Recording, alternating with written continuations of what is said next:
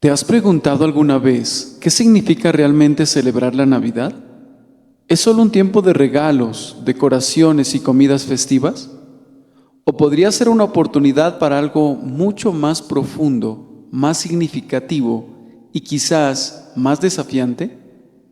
En el sermón de hoy, el pastor Charles Spurgeon nos llama a reflexionar en algo inesperado, una santa labor para Navidad. Esta época no solo es para recibir, sino para recordar la misión que Jesús nos dejó, una misión de amor, sacrificio y servicio, al igual que Él vino a servirnos a nosotros. Imagina por un momento que este año tu celebración navideña sea una respuesta al sacrificio de Cristo, un acto de amor que impacte a los que te rodean. ¿Estás dispuesto a hacer que tu Navidad sea una verdadera labor santa? Acompáñame en este sermón que cambiará la manera en que ves esta época del año. Dale me gusta, comparte y déjame tus comentarios sobre cómo planeas vivir esta Navidad de manera santa y llena de propósito. Una santa labor para Navidad. Sermón predicado la mañana del domingo 24 de diciembre de 1865 por Charles Spurgeon. Y al verlo, dieron a conocer lo que se les había dicho acerca del niño, y todos los que oyeron se maravillaron de lo que los pastores les decían. Pero María guardaba todas estas cosas, meditándolas en su corazón.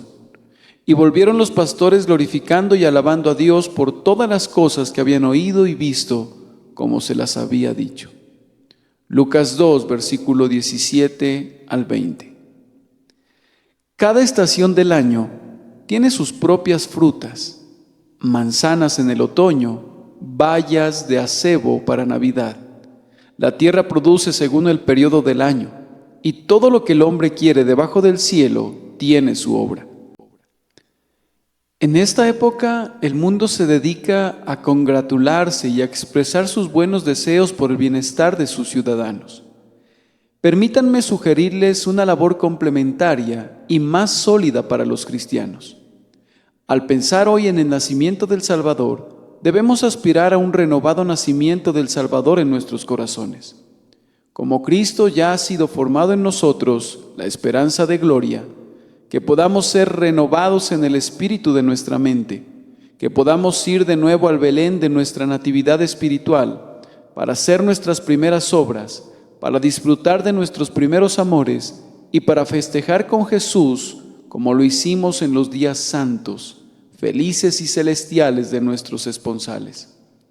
Vayamos a Jesús con algo de esa frescura juvenil y de ese supremo deleite que era tan manifiesto en nosotros cuando lo miramos por primera vez.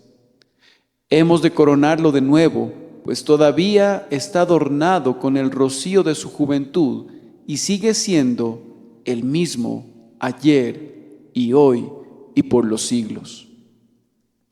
Aunque los ciudadanos de Durham no habitan lejos de la frontera escocesa, por lo que en tiempos antiguos estaban a menudo expuestos a ser atacados, eran eximidos de los trabajos de la guerra porque había una catedral dentro de sus muros y ellos estaban destinados al servicio del obispo, siendo conocidos en tiempos antiguos con el nombre de los consagrados al santo servicio. Ahora bien, nosotros que somos ciudadanos de la Nueva Jerusalén y tenemos al Señor en nuestro medio, bien podríamos excusarnos de las maneras ordinarias de celebrar estas fechas y considerándonos consagrados al santo servicio, deberíamos guardarlas de una manera diferente al resto de la gente y hacerlo en una santa contemplación y en el bendito servicio de ese clemente Dios que nos da el indecible don del Rey recién nacido. Seleccioné este texto esta mañana porque me pareció indicar 4 maneras de servir a Dios. 4 métodos de realizar una santa labor y de ejercitar el pensamiento cristiano. Cada uno de los versículos pone ante nosotros una manera diferente de prestar un sagrado servicio. Algunos dieron a conocer la noticia y contaron a otros lo que habían visto y oído. Algunos se maravillaron con embeleso y asombro. Una persona al menos, según el tercero de los versículos, ponderaba, meditaba y pensaba en estas cosas. Y otros, en cuarto lugar, glorificaron a Dios y lo alabaron.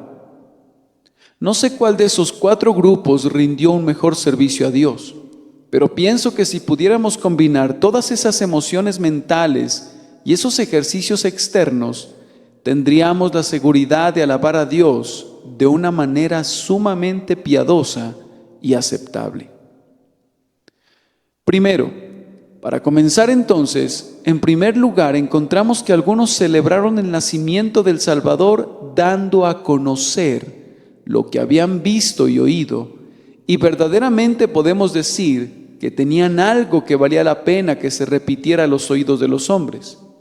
Aquello que los profetas y los reyes esperaron largamente había llegado al fin y les había llegado a ellos. Habían encontrado la respuesta al enigma perpetuo. Habrían podido correr a lo largo de las calles con el antiguo filósofo gritando: Eureka, Eureka, pues su descubrimiento fue muy superior al de aquel. No habían encontrado ninguna solución a un problema mecánico o a un dilema metafísico, pero su descubrimiento no fue inferior a ningún descubrimiento de algún valor real, hecho jamás por los hombres, puesto que ha sido como las hojas del árbol de la vida para sanar a las naciones y como un río de agua de vida para alegrar a la ciudad de Dios. Ellos habían visto a unos ángeles y los habían oído entonar un cántico completamente nuevo e insólito. Habían visto algo más que ángeles. Habían contemplado al Rey de los ángeles, al ángel del pacto en quien nos deleitamos. Habían oído la música del cielo y cuando cerca de aquel pesebre el oído de su fe hubo oído la música de la esperanza de la tierra, una armonía mística que resonaría a lo largo de todas las edades, la dulce y solemne melodía de los corazones se sintonizó para alabar al Señor, y el glorioso oleaje del santo gozo de Dios y del hombre se fundió en una alegre armonía. Habían visto al Dios encarnado, una visión que quien la contempla tiene que sentir que su lengua se suelta a menos que un pasmo indescriptible lo dejase mudo. Imposible quedarse callados, habiendo visto ese espectáculo único. Comenzaron a contar su inigualable historia a la primera persona que encontraron fuera de aquella humilde puerta. Y no descansaron de dar voces hasta que cayó la noche diciendo: vayan y adórenle, vayan a adorar a Cristo, el Rey recién nacido. En cuanto a nosotros, amados, ¿acaso no tenemos también algo que relatar que demanda su expresión? Si hablamos de Jesús, ¿quién podría acusarnos? Esto en verdad haría que se mueva la lengua del que duerme. El misterio del Dios encarnado por nuestra causa que se desangra y muere, para que nosotros no nos quedemos exagües ni muramos, que descienda para que nosotros podamos ascender, y que fue envuelto en pañales para que podamos ser despojados de las vendas de la corrupción. Aquí tenemos esa historia que es tan benéfica para todos los oyentes, que quien la repita con mayor frecuencia hace lo mejor, y que quien menos la divulgue tiene el mayor motivo para acusarse de un silencio pecaminoso. Ellos tenían algo que contar, y ese algo contenía la inimitable combinación que es la señal secreta y la regia marca de la autoría divina, un inimitable maridaje de sublimidad y simplicidad. Ángeles cantando a unos pastores, el cielo resplandeciente de gloria, refulgente a la medianoche, Dios, un bebé, el infinito, un infante de un palmo de altura, el anciano de días, nacido de mujer. ¿Qué pudiera ser más sencillo que la posada, el pesebre, un carpintero, la esposa de un carpintero y un niño? ¿Qué pudiera ser más sublime que una multitud de las huestes celestiales que despiertan con sus villancicos gozosos a la noche y Dios mismo hecho manifiesto en carne humana? Un niño nos es más que un espectáculo ordinario, Pero qué maravilla es ver a la palabra, que en el principio estaba con Dios, habitando entre nosotros para que viéramos su gloria, gloria como el del unigénito del Padre, lleno de gracia y de verdad. Hermanos, tenemos que contar una historia muy sencilla y muy sublime. ¿Qué podría ser más simple? Crean y vivan. ¿Qué podría ser más sencillo? Dios estaba en Cristo reconciliando consigo al mundo. Un sistema de salvación tan maravilloso que a las mentes angélicas no les queda sino adorar al meditar en eso. Y con todo, tan sencillo que los niños en el templo pueden cantar apropiadamente himnos a sus virtudes cuando entonan: Hosana, bendito el que viene en el nombre del Señor. Cuán espléndida combinación de lo sublime y lo sencillo tenemos en la grandiosa expiación ofrecida por el Salvador encarnado. Oh, den a conocer a todos los hombres esta verdad salvadora. Los pastores no necesitaron ninguna excusa para divulgar el anuncio del nacimiento del Salvador por todas partes, pues recibieron del cielo lo que contaron. Sus nuevas no fueron susurradas a sus oídos por oráculos sibilinios, ni salieron a la luz por una investigación filosófica. No fueron concebidas poéticamente, ni fueron encontradas como un tesoro descubierto entre los volúmenes de la tradición, sino que les fueron reveladas por aquel notable predicador del Evangelio, que dirigió a las huestes angélicas y dio testimonio diciendo: Os ha nacido hoy en la ciudad de David un Salvador, que es Cristo el Señor. Cuando el cielo confía a un hombre una misericordiosa revelación, ese hombre queda obligado a entregar a otros las buenas nuevas. ¿Cómo? Guardar en secreto la declaración que hace la eterna misericordia para embelezar al aire de medianoche. ¿Para qué propósito fueron enviados los ángeles si el mensaje no fuera divulgado ampliamente? De acuerdo a la enseñanza de nuestro propio amado Señor, no debemos quedarnos callados, pues Él nos ordena así: lo que habéis oído en secreto, eso han de revelar en público, y lo que he hablado al oído de los aposentos, se proclamará en las azoteas. Amados, ustedes han oído una voz del cielo. Ustedes que han nacido 2 veces y que han sido engendrados a una esperanza viva, han oído al Espíritu de Dios dándoles testimonio de la verdad de Dios y enseñándoles acerca de cosas celestiales. Entonces, ustedes han de guardar esta Navidad transmitiéndoles a sus semejantes lo que el propio Espíritu Santo de Dios ha considerado apropiado revelarles. Pero aunque los pastores dieron a conocer lo que habían oído del cielo, recuerden que también ellos hablaron de lo que habían visto aquí abajo. Mediante la observación, ellos se habían apropiado muy firmemente de aquellas verdades que les habían sido comunicadas por revelación. Nadie puede hablar de las cosas de Dios exitosamente a menos que la doctrina que encuentra en el libro la encuentre también en su corazón. Tenemos que bajar y aclarar el misterio y conocer su poder práctico en el corazón y en la conciencia, gracias a la enseñanza del Espíritu Santo. Hermanos míos, el Evangelio que predicamos nos es revelado muy seguramente por el Señor, pero además nuestros corazones han probado y comprobado, han sentido y han absorbido su verdad y su poder. Si bien no hemos sido capaces de entender sus alturas y sus profundidades, hemos sentido su poder místico en nuestro corazón y en nuestro espíritu. Nos ha revelado más claramente el pecado y nos ha revelado nuestro perdón. Ha eliminado el poder reinante del pecado. Nos ha dado a Cristo para que reine en nosotros y al Espíritu Santo para que more en nuestros cuerpos como en un templo. Ahora tenemos que hablar. Yo no quiero exhortar a ninguno de ustedes a que hable de Jesús si meramente conoce la palabra según se encuentra en la Biblia, pues esa enseñanza carecería del suficiente poder.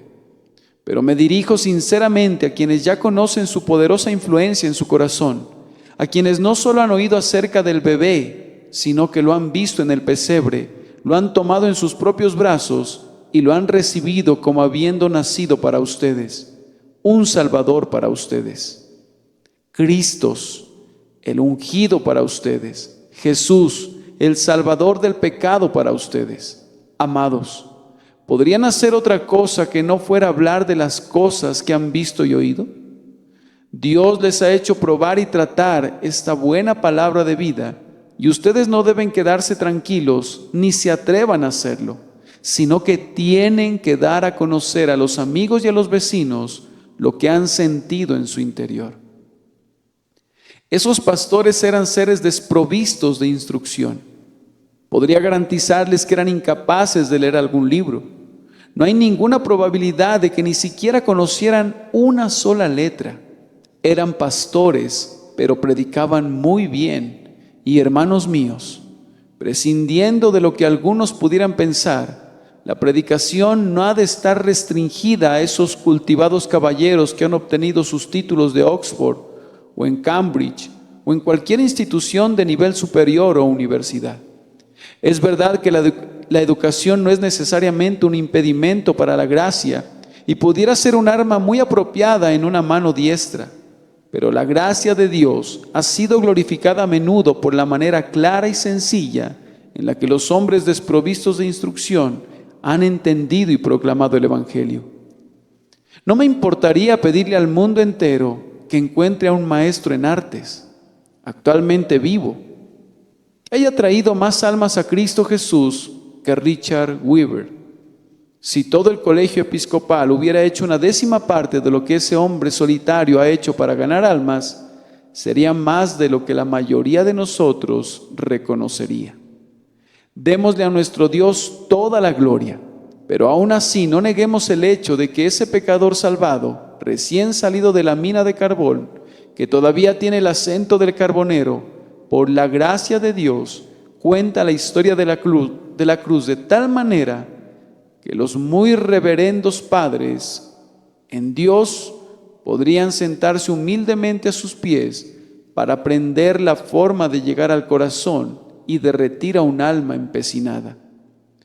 Es cierto que un hermano sin educación no está necesariamente equipado para todo tipo de trabajo, tiene su propia esfera, pero es muy capaz de contar lo que ha visto y oído, y me parece que así es. En cierta medida, todo hombre.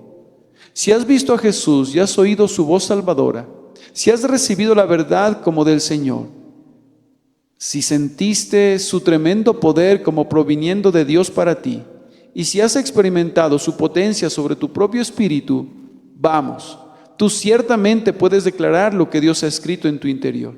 Si no puedes pasar más allá de eso y no puedes adentrarte en misterios más profundos, en puntos más escabrosos, bien. Hay algunos que sí pueden hacerlo y por tanto no necesitas sentirte incómodo, pero al menos podrías revelar las verdades primordiales y fundamentales que son con mucho las más importantes.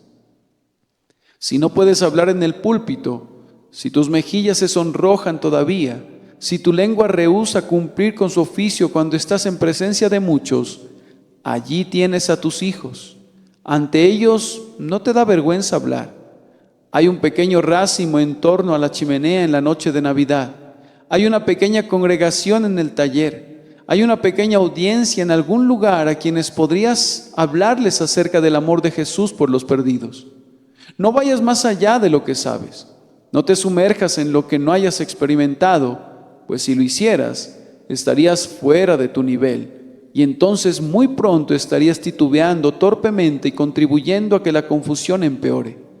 Has de ir hasta donde conozcas, y puesto que te reconoces como un pecador y reconoces a Jesús como un Salvador, uno muy grandioso por cierto, habla acerca de esos dos asuntos y de allí provendrá buena voluntad. Amados, cada uno en su propia posición declare lo que haya oído y visto. Publiquen eso entre los hijos de los hombres. Pero, ¿fueron autorizados? Es algo grandioso ser autorizado. Los ministros desautorizados son los más vergonzosos intrusos. Suben al púlpito hombres que no han sido ordenados y que no figuran en la sucesión apostólica. Es muy horrible, es muy, muy horrible. La mente pusellista es completamente incapaz de medir la profundidad del horror contenido en la idea de un hombre desautorizado para predicar y de un hombre fuera de la sucesión apostólica que se atreva a enseñar el camino de la salvación. Para mí este error o este horror se asemeja mucho al terror de un muchacho en edad escolar ante el duende que sus propios miedos ha conjurado. Pienso que si viera que un hombre se desliza sobre el hielo hacia una tumba fría y yo pudiera rescatarlo de ahogarse, para mí no sería muy horrible que yo pudiera salvarlo, aunque no fuera un empleado de la Real Brigada de Rescate. Imagino que si viera un incendio y oyera gritar a una pobre mujer desde la ventana de un piso superior y fuera muy probable que muriera quemada, si yo acercara la escalera de incendio a la ventana y preservara su vida, no sería un asunto tan terrible aunque yo no perteneciera al cuerpo de bomberos. No sé si fuera algo tan chocante que un grupo de valerosos voluntarios persiga a un enemigo fuera de los límites de su propio condado, aunque un ejército entero de mercenarios pudiera estar descuidando ese trabajo en obediencia a alguna organizada o una ordenanza militar que los incapacitara de prestar su servicio efectivo.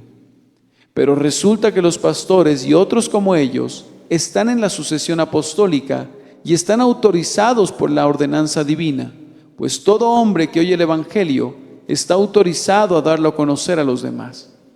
¿Necesitas una autorización? Aquí tienes la autorización, confirmada categóricamente, proveniente de la Sagrada Escritura. El que oye diga, ven. Esto es, que cada persona que oiga verdaderamente el Evangelio tiene que invitar a otros a beber del agua de vida. Esta es toda la autorización que se requiere para predicar el Evangelio de acuerdo a la habilidad de cada quien. No todos tienen la habilidad de predicar la palabra y no nos gustaría enterarnos de que todos prediquen en la gran congregación, pues si todos fueran bocas, qué gran vacío habría en la iglesia. Con todo, cada cristiano a su manera debe predicar las buenas nuevas. Nuestro sabio Dios cuida de que esa libertad de profetizar no desemboque en un motín, pues Él no otorga los eficaces dones pastorales y ministeriales a muchos. Con todo, cada uno tiene que ministrar según sus dones. Cada cual debe dar a conocer el nombre del Señor, aunque no sea desde el púlpito, sino desde su reclinatorio, en el taller, en algún lugar, en cualquier lugar y en todo lugar. Que esto les sirva de autorización. El que oye, diga, ven. Yo nunca pensaría en pedir una autorización para gritar, ¡fuego!, si viera que alguna casa está ardiendo. Nunca soñaría con pedir alguna autorización para realizar mi mejor esfuerzo para rescatar a un pobre prójimo que perece, ni tengo la intención de hacerlo ahora. Toda la autorización que necesita cualquiera de ustedes no es la autoridad que pudiera emanar de unos prelados decorados con roquetes y albas, sino la autoridad que proviene directamente de la grandiosa cabeza de la iglesia, que da autorización a todos los que oyen el Evangelio para que todos enseñen a su prójimo diciendo, conoce al Señor. Aquí, queridos hermanos, tenemos una manera de guardar una Navidad completamente santa y en algún sentido, una Navidad completamente jubilosa. Imiten a esos humildes hombres de quienes se dice, al verlo, dieron a conocer lo que se les había dicho acerca del niño. Segundo, ponemos ante ustedes ahora otro modo de guardar la Navidad, mediante una santa fascinación, admiración y adoración. Y todos los que oyeron se maravillaron de lo que los pastores les decían. Poco tenemos que decir de esas personas que meramente quedaron fascinados, pero que no hicieron nada más. Muchos son conducidos a maravillarse por el Evangelio. Se contentan con oírlo. Les agrada oírlo y sí, en sí mismo el Evangelio no es nada bueno. Hay nuevas maneras de expresarlo y a ellos les encanta ser refrescados gracias a la variedad. La voz del predicador es para ellos como el sonido de alguien que da un tono preciso con un instrumento. A ellos les encanta escuchar. No son escépticos, no ponen objeciones, no identifican dificultades. Simplemente se dicen a sí mismos: es un excelente evangelio, es un maravilloso plan de salvación. Aquí tenemos un amor sumamente asombroso, una condescendencia sumamente extraordinaria. Algunas veces se sorprenden de que sean unos simples pastores quienes les digan esas cosas. A duras penas pueden entender cómo personas ignorantes y sin educación hablan de estas cosas y cómo pudieron entrar jamás en las cabezas de esos simples pastores, donde pudieron haberlas aprendido. ¿Cómo es que parecen tan motivados por ellas? ¿Qué tipo de operación deben de haber experimentado para ser capaces de hablar como lo hacen? Pero después de alzar sus manos y de abrir sus bocas durante unos 9 días, la sorpresa pierde intensidad y siguen su camino y ya no piensan más al respecto. Hay muchos de ustedes que son conducidos a maravillarse siempre que vean una obra de Dios en su distrito. Se enteran de alguien que se convierte después de haber sido un muy notable pecador y dicen: eso es algo muy maravilloso. Hay un avivamiento.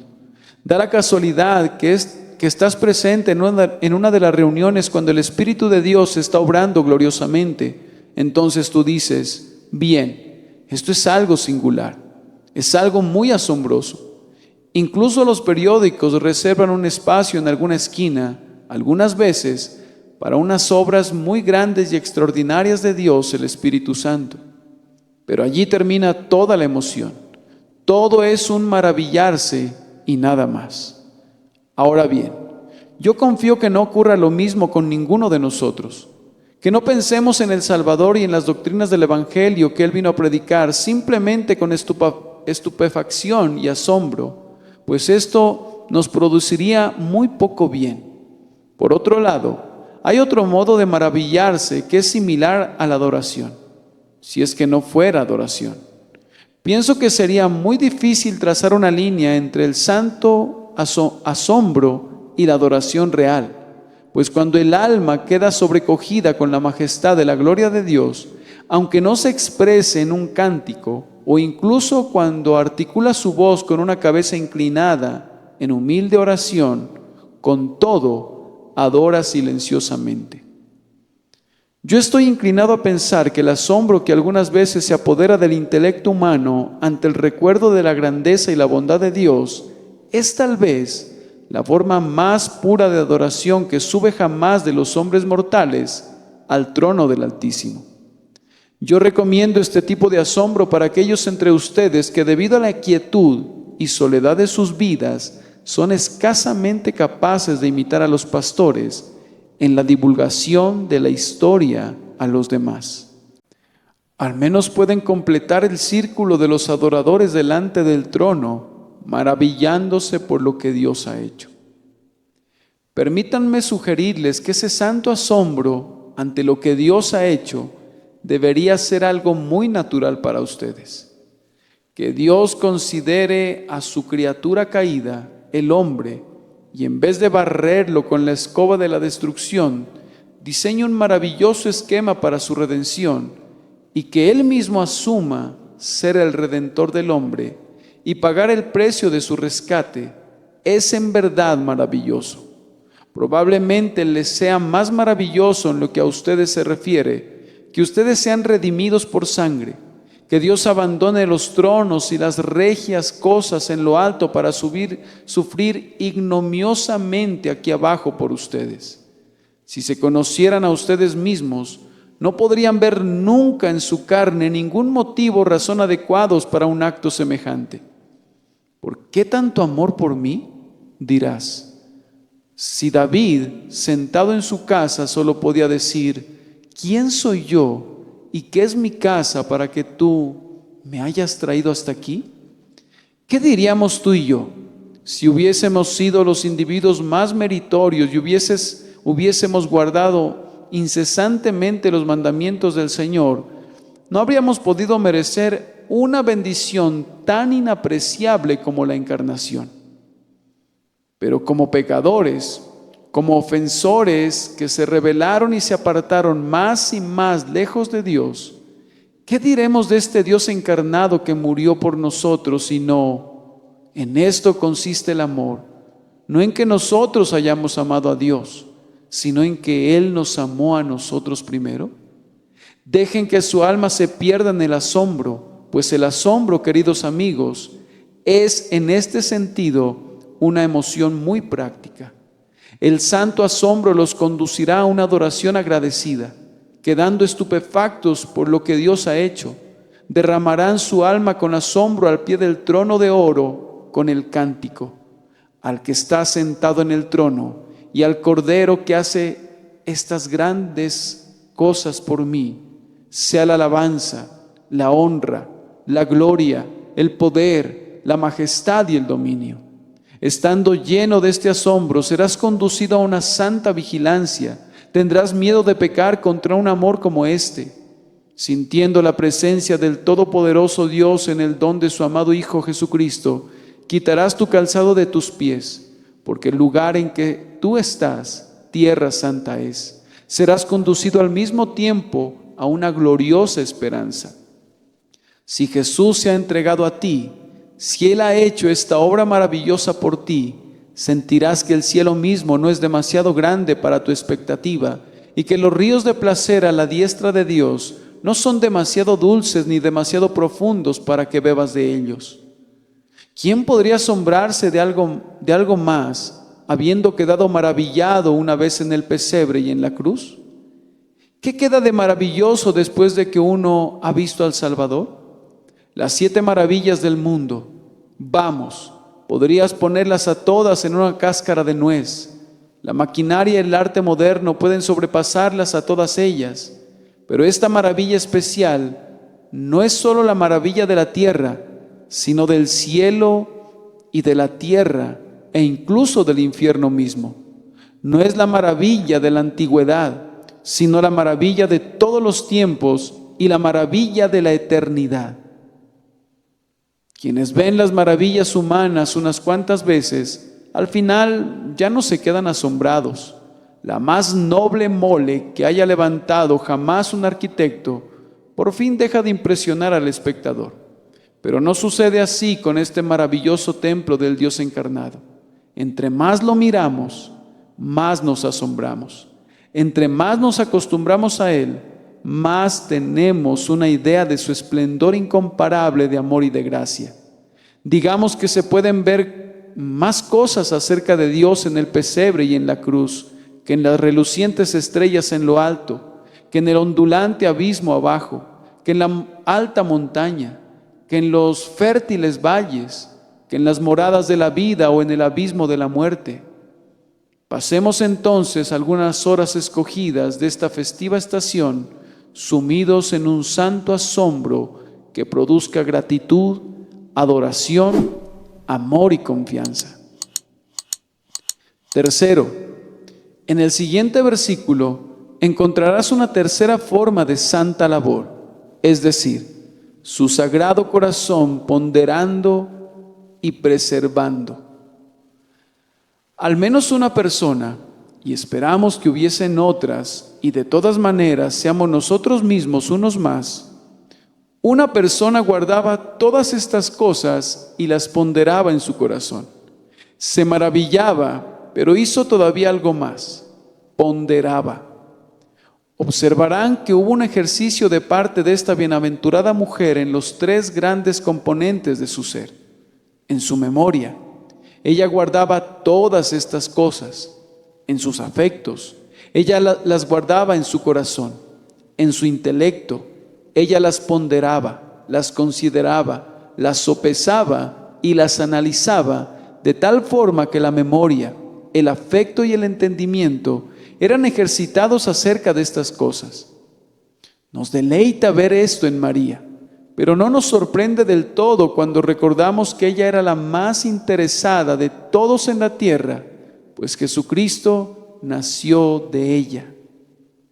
Los que más se acercan a Jesús y entran más íntimamente en compañerismo con Él, serán con seguridad los que estén más absortos en Él. Ciertas personas son más estimadas a la distancia, pero no en el Salvador. Cuando lo hayan conocido a plenitud, entonces lo amarán con el amor que excede a todo conocimiento. Comprenderán las alturas y las profundidades, las longitudes y las anchuras de su amor. Y cuando hagan eso, entonces su propio amor se henchirá más allá de toda longitud y anchura, de toda altura y profundidad. El nacimiento concernía principalmente a María, y por tanto, ella era la que estaba más impresionada con él. Noten la manera en que era mostrado su interés. Ella era una mujer, y la gracia que más brilla en la mujer no es la intrepidez, pues esa pertenece a la mente masculina, pero la modestia afectuosa es una belleza femenina, y por eso no leemos de ella que diera a conocer tanto como que ponderara en su interior. Sin duda, tendría su círculo y sus palabras para hablar en él, pero ella se quedaba principalmente en su casa, como la otra María. Ella trabajaba, pero su obra era directamente para él, el gozo y deleite de su corazón. Como los demás niños, el santo niño necesitaba de cuidados que solo la mano y el corazón de una madre pueden brindar. Ella estaba, por tanto, dedicada a él. Oh, bendita dedicación, dulce compromiso. No consideren como inaceptable el servicio que se ocupa más bien de Jesús que de sus discípulos o de sus ovejas descarriadas.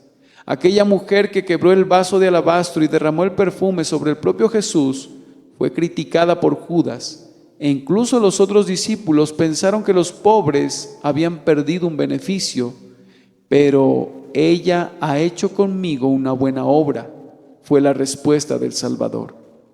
Yo deseo llevarlos a este pensamiento, que si durante esta época ustedes que son callados y retraídos no pueden hablar a otros, o no cuentan con una oportunidad deseable o con un don apropiado para esa labor, podrían sentarse con Jesús y honrarlo en paz. María cargó al Señor en sus brazos. Oh, que ustedes pudieran cargarlo en los suyos. Ella realizó directamente labores para su persona. Imítenla. Ustedes pueden amarlo, bendecirlo, alabarlo, estudiarlo, ponderarlo, comprender su carácter, estudiar los tipos que lo anunciaban e imitar su vida. Y de esta manera, aunque su adoración no descuelle entre los hijos de los hombres y escasamente los beneficia a ellos, a diferencia de algunas otras formas de labor, con todo los beneficiará a ustedes mismos y será aceptable para su Señor. Amados, recuerden lo que han oído de Cristo y lo que Él ha hecho por ustedes. Hagan de su corazón una copa de oro que contenga los ricos recuerdos de su anterior misericordia. Conviértanlo en una urna de maná que preserve el pan celestial del cual se alimentaron los santos tiempos antiguos. Su memoria debe atesorar todo lo que ustedes han oído o sentido o conocido acerca de Cristo, y luego sus cálidos afectos deben asirse perennemente a Él. Ámenlo. Derramen ese vaso de alabastro de su corazón y haga que fluya sobre sus pies todo el precioso perfume de su afecto. Si no pudieran hacerlo con gozo, háganlo doloridamente. Laven sus pies con lágrimas y enjúguenlos con los cabellos de su cabeza, pero ámenlo. Amen al bendito Hijo de Dios, el siempre tierno amigo suyo. Su intelecto debe ser ejercitado respecto al Señor Jesús. Por medio de la meditación vuelvan una y otra vez a lo que leen. No sean hombres que se quedan en la letra, no se detengan en la superficie, sumérjanse en las profundidades. No sean como la golondrina que roza el torrente con su ala, sino como el pez que penetra en la profundidad de la ola. Den profundos tragos de amor, no sorban y ya, sino moren junto al pozo como Isaac moraba junto al pozo del viviente que me ve. Permanezcan con su Señor. No dejen que sea para ustedes como un caminante que se queda solo por una noche, sino ruéguenle diciendo: quédate con nosotros porque el día ya ha declinado. Reténganlo y no dejen que se vaya. Como saben, la palabra ponderar quiere decir pensar, pesar. Alisten la balanza del juicio. Oh, pero ¿dónde está la balanza que pudiera pesar al Señor Cristo?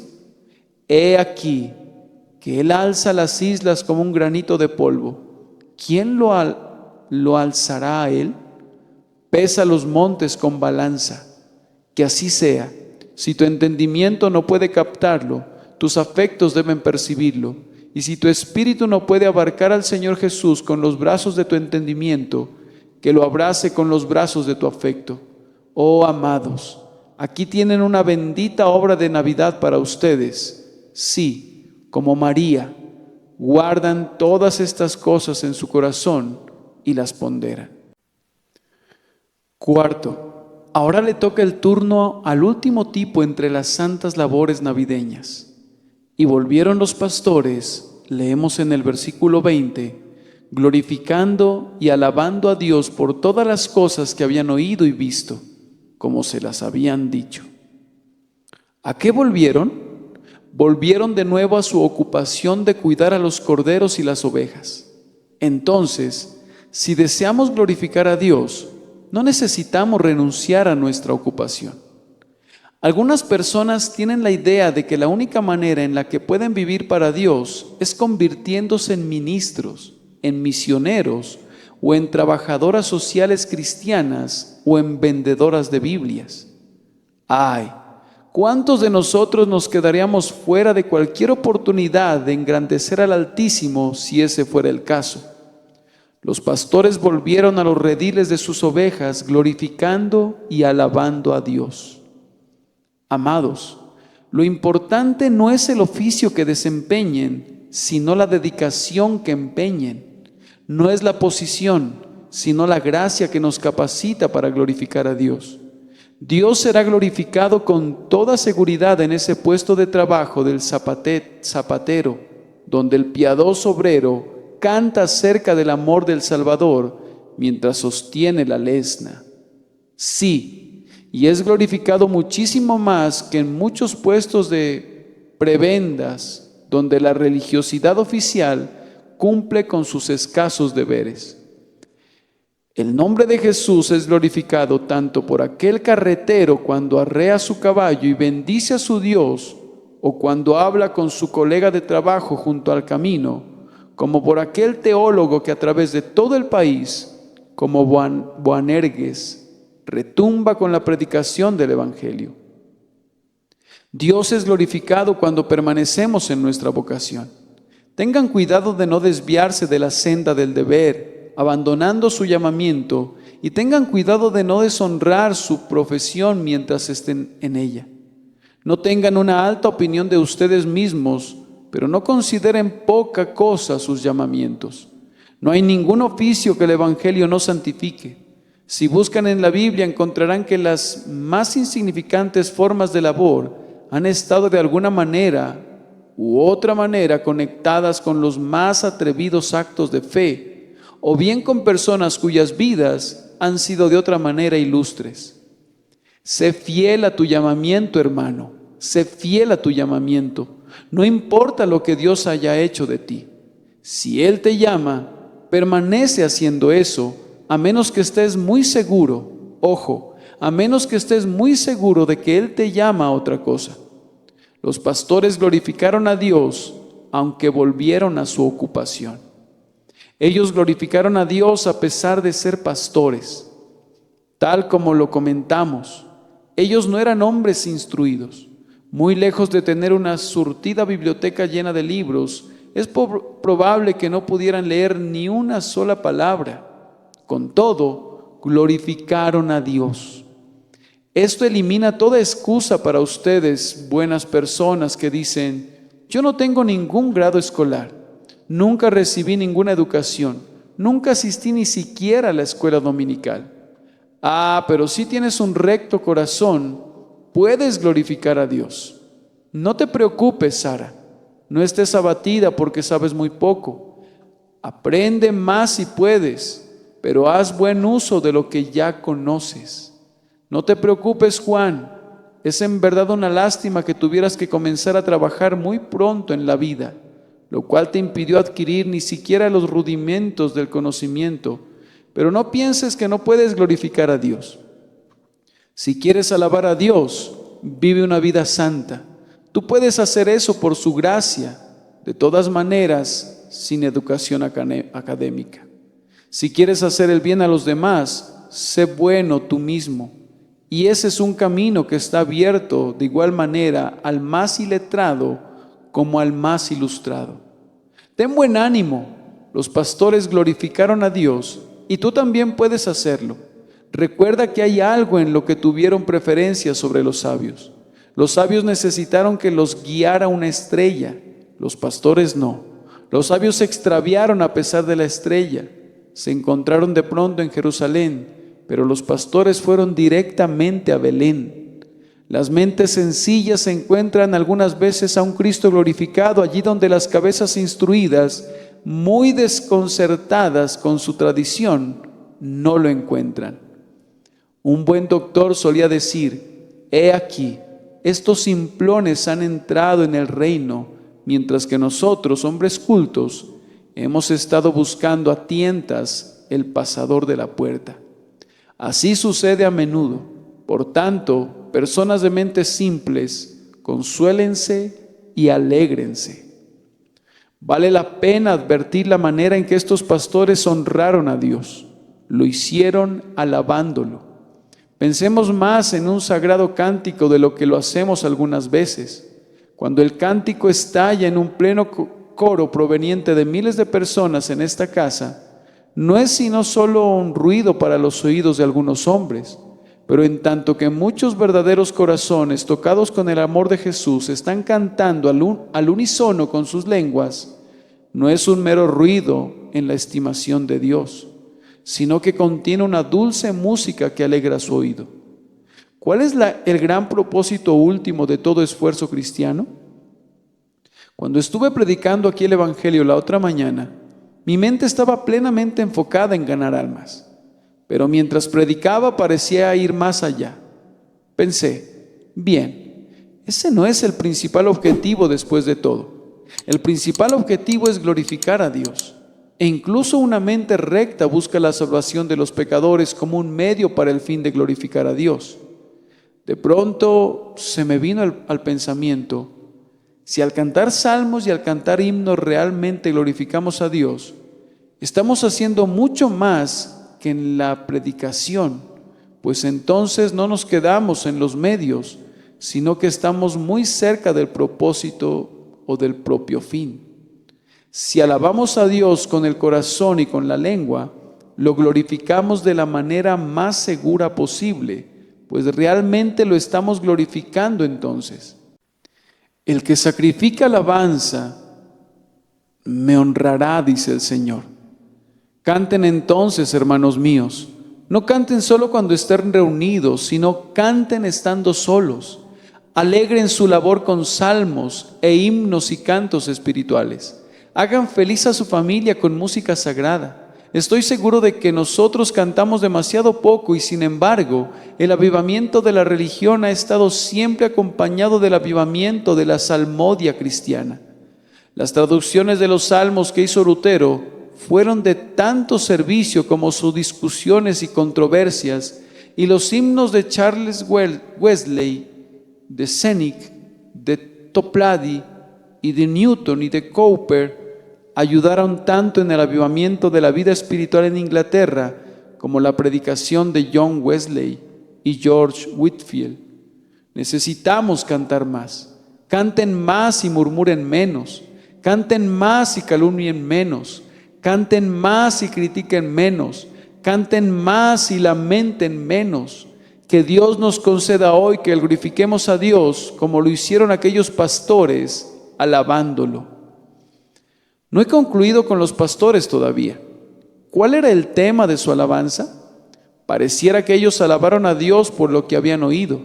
Si pensamos al respecto, hay una buena razón para bendecir a Dios cada vez que oímos un sermón evangélico.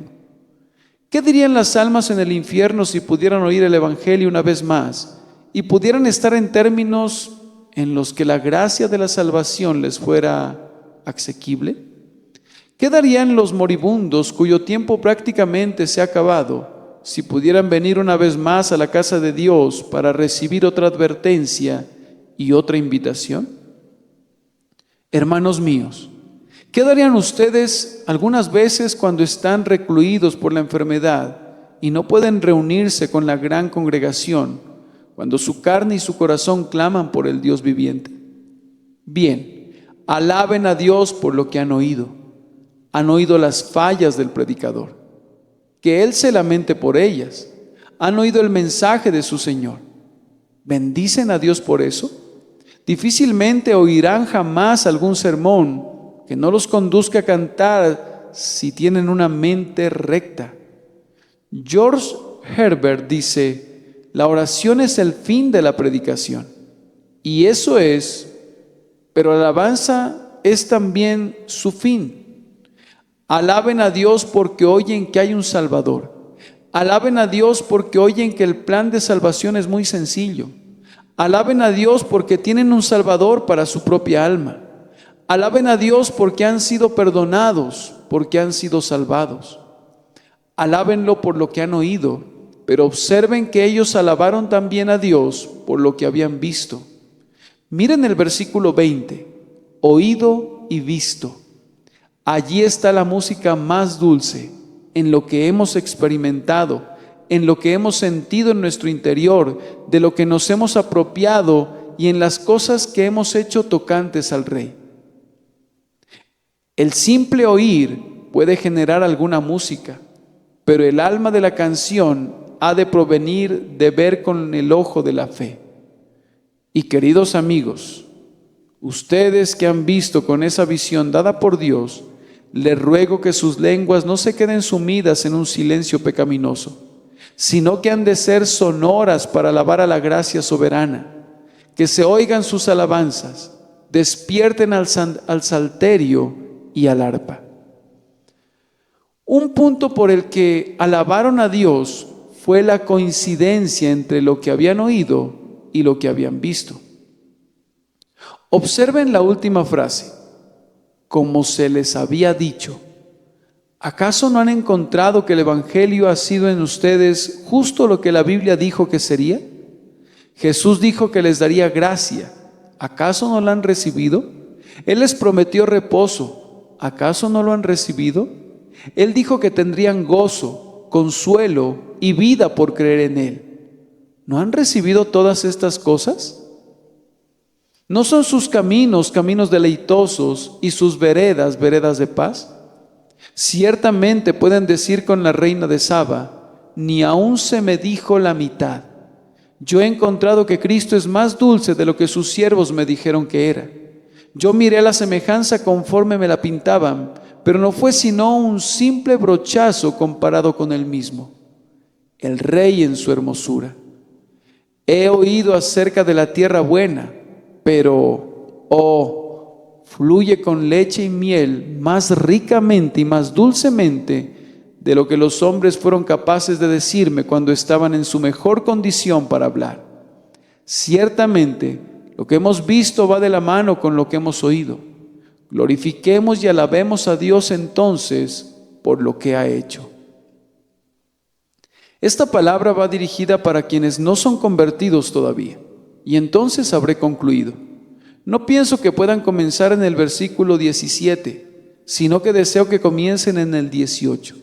Ustedes no pueden comenzar en el versículo 17. No podrían comunicarles a otros lo que ustedes no han sentido. No lo intenten. Tampoco podrían enseñar en la escuela dominical ni intentar predicar si no son convertidos. Al malo dijo Dios: ¿qué tienes tú que hablar de mis leyes? Pero pluguiera a Dios que comenzaran con el versículo 18, maravillándose de que se les haya perdonado la vida, maravillándose de estar fuera del infierno, maravillándose de que su buen espíritu contienda con él primero de los pecadores. Maravíllense de que esta mañana el Evangelio tenga una palabra para ustedes, después de todas las veces que lo han rechazado y de todos sus pecados en contra de Dios. Me gustaría que comenzaran allí, porque entonces yo tendría una buena esperanza de que van a seguir adelante al siguiente versículo y van a cambiar el verbo y así van a pasar de maravillarse a ponderar. Oh pecador, yo desearía que ponderaras las doctrinas de la cruz. Piensa en tu pecado, en la ira de Dios, en el juicio, en el infierno, en la sangre de tu Salvador, en el amor de Dios, en el perdón, en la aceptación, en el cielo. Piensa en todas esas cosas. Pasa de maravillarte a ponderar. Y luego, pluguiera a Dios, que pudieras progresar al siguiente versículo, de ponderar a glorificar. Toma a Cristo, míralo a Él y confía en Él. Entonces canta, soy perdonado. Y prosigue tu camino siendo un pecador creyente y por tanto un pecador salvado, lavado en la sangre y limpio. Luego regresa después de eso al versículo 17 y comienza a darlo a conocer a los demás. Pero en cuanto a ustedes cristianos que son salvos, quiero que comiencen esta misma tarde en el versículo 17. Entonces voy a decirles a los pecadores en derredor, cuán amado Salvador he encontrado. Voy a señalar a tu sangre redentora y voy a decir, he aquí el camino hacia Dios. Luego, cuando el día termine, suban a sus aposentos y maravíllense y admiren y adoren. Pasen también media hora como María, ponderando y atesorando en sus corazones la obra del día y lo que oyeron en el día. Y luego cierren todo con lo que no ha de concluir nunca.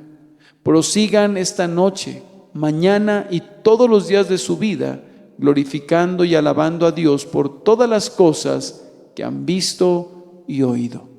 Que el Señor los bendiga por Jesucristo nuestro Señor. Amén y amén.